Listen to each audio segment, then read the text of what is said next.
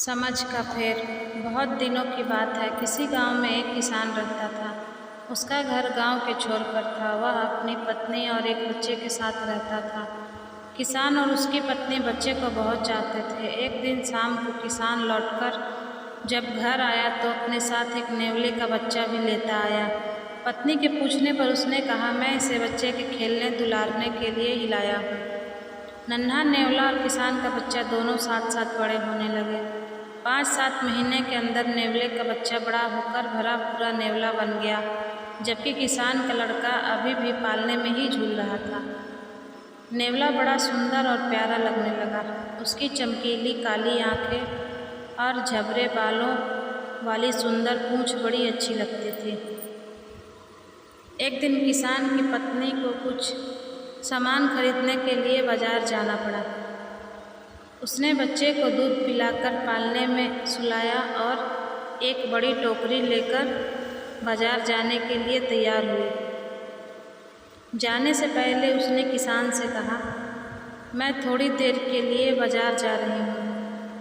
बच्चा पालने में सो रहा है, जरा उसका ध्यान रखना। मुझे इस नेवले से डर लगता है। किसान ने कहा, इसमें डरने की क्या बात है?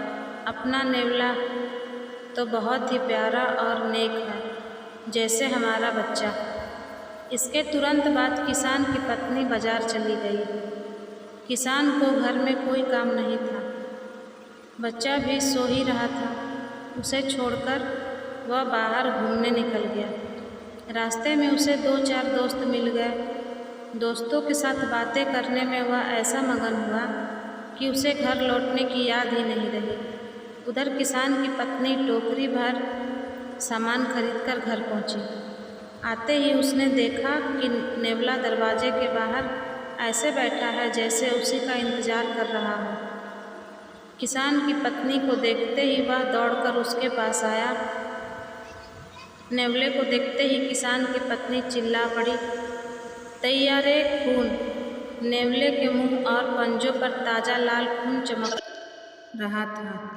हाय, तूने मेरे बच्चे को मार डाला, यह क्या किया? किसान की पत्नी जोर जोर से रोने लगी। फिर बिना सोचे समझे ही सामान से भरी टोकरी नेवले के सिर पर दे मारी और धड़धड़ाती हुई बच्चे के पालने की ओर दौड़ी।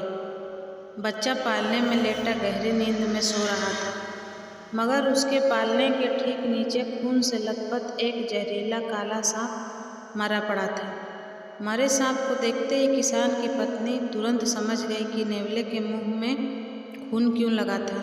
वह नेवले को पुकारती हुई बाहर भागी। उसके मुंह से निकला, हाय राम, यह मैंने क्या कर डाला?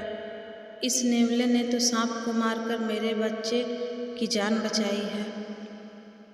नेवला मर चुका था। सामान से भरी भारी टोकरी की चोट से उसका सिर फट गया था।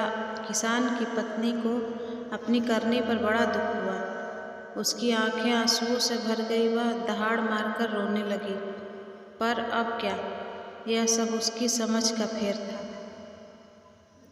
इस कहानी से हमें यह सीख मिलती है कि कभी भी बिना सोचे समझे कोई भी काम नहीं करना चाहिए।